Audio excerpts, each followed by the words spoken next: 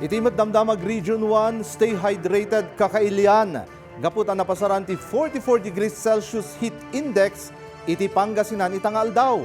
Kabayatan na itimat Ilocos Norte, dua kadakkelan na solar energy project maipasdek iti Kurimaw ken Paway. Dayta ken dadumapay adamag Ilucandia, ipaay ni Dianne Monica Tucay.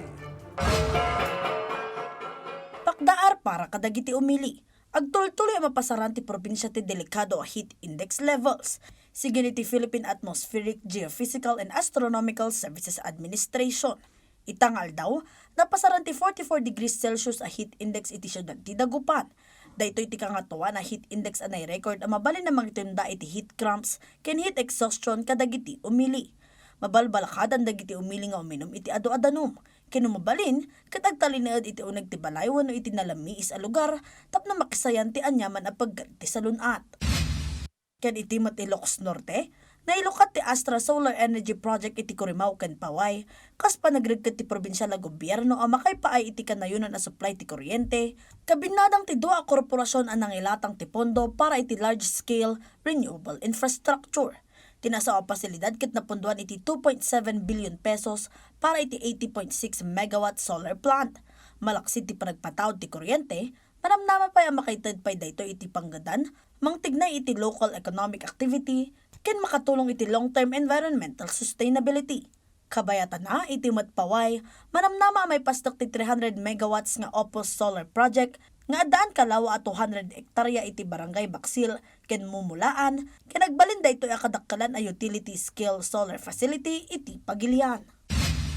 Iti sabali pay adamag, inisuwat ti Pag-ibig Fund ti Barkada Franchise Financing Loan Program, tapno may paayan oportunidad dagiti interesado nga entrepreneurs, ang rugi ti negosyo da babaan iti jaya ti ahensya.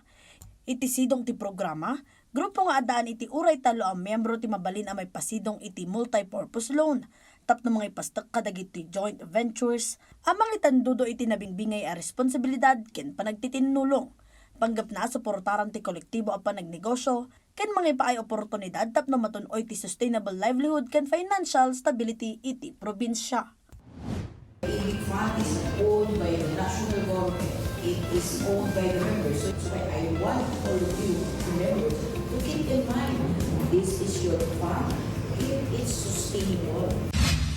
Iti La Union, 92 ang multi-purpose vehicle ken dua a dump truck ti impaay ti probinsyal a gobyerno, iti 7 ang napili nga ilitap no agtultuloy ti napartak a serbisyo ken panagresponde ti tunggal barangay no adda di Digra.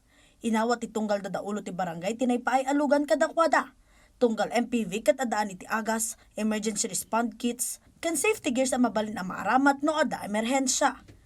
Karaman anay paayan iti lugan ti Tubaw, Aringay, Santo Tomas, San Gabriel ken Santol. Inawat pa iti barangay Madayagdeg, San Fernando ken San Juan, ti dua a dump truck ang makatulong kadagkuhada iti panagkolekta ti basura. Dianne Monica Tucay para iti Pambansang TV, iti Baro a Pilipinas.